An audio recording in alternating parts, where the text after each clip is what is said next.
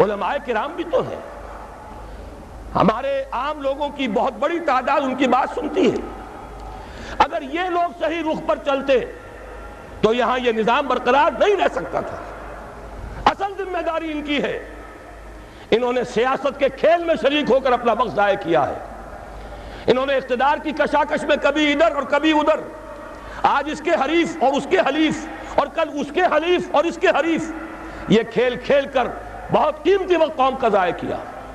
مزید برآں ایک بہت اہم نقطہ عرض کر رہا ہوں، تیسری بات کہ ہمارے دین کے حلقے کی طرف سے، علماء کرام کی طرف سے مطالبہ بھی اگر آتا ہے، میں ان کی بات چھوڑ رہا ہوں جو اسلام کو صرف سیاسی نعرے کے طور پر استعمال کرتے رہے، میں ان علماء کرام کی بات کر رہا ہوں جو مخلص ہیں۔ انہوں نے بھی صرف اسلامی قانون کی بات کی ہے، اسلامی نظام کی بات نہیں کی۔ ان دونوں میں ایک باریک سا فرق ہے۔ نظام نظام ہے، قانون اس نظام کو چلاتا ہے، قانون اس نظام کو تحفظ دیتا ہے۔ اگر نظام غلط ہے، ظالمانہ ہے، اس نظام کے تحت لوٹ کھسوٹ ہو رہی ہے، غریب غریب سے غریب تر، امیر امیر سے امیر تر ہوتا چلا جا رہا ہے، دولت کے انبار لگ رہے ہیں، آپ نظام کو تو کچھ نہ کہیں، جوں کا توں برقرار رکھیں، چوری کی سزا نافذ کر دیں، ڈاکے کا سدے باب کر دیں، فائدہ کس کو پہنچے گا؟ غریبوں کو یا امیروں کو؟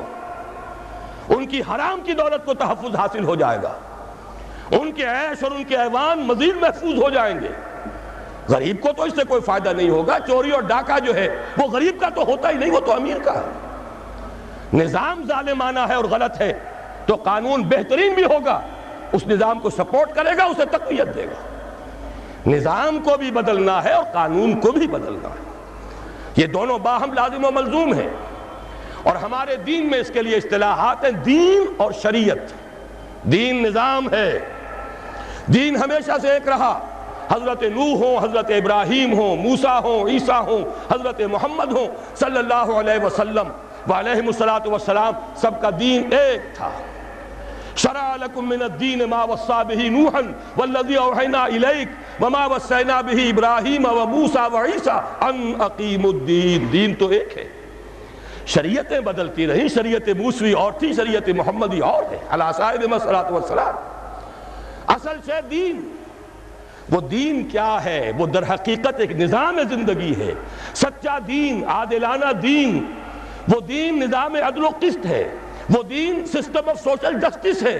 جب تک اس کو رائج نہ کیا جائے، اس کو نافذ نہ کیا جائے، محض قانون کے نفاذ سے کوئی مفید نتائج برآمد نہیں ہوں گے۔